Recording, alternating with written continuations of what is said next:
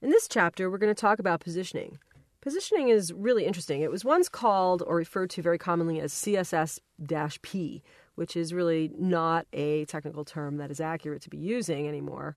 But when it was created, the original idea was to use positioning to lay out pages.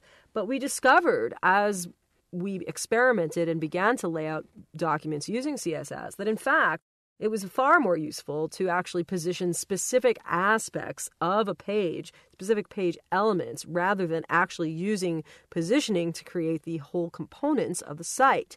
So there's a little bit of a caveat here for those people using Dreamweaver.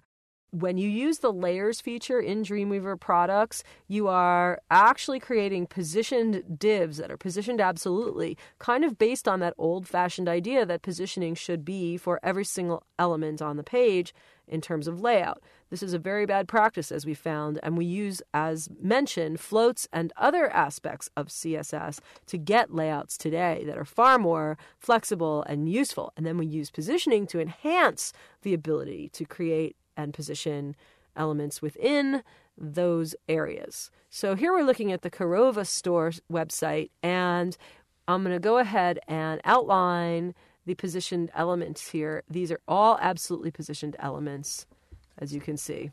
So what I did with this particular design was that if we refresh the page, and I'm using the extension in the Web Developer toolbar, first of all, what I did for a lot of these elements was to establish positioning context using position relative. So for example, for this branding area, I've used relative positioning for that. And then each of the elements inside have been absolutely positioned. So if we now outline the absolutely positioned elements too.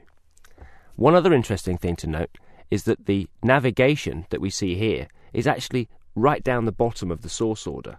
And we've used positioning to move that up into the place that we want it to be visually.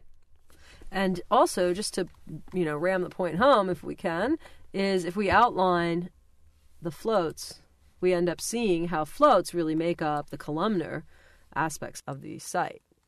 So, in this chapter, we're going to cover all of the positioning types. There will be absolute, relative, and fixed, and give you more detail on how you too can use positioning and create positioning context to create very, very high-impact, beautiful designs. I love this stuff. Let's start seeing some examples.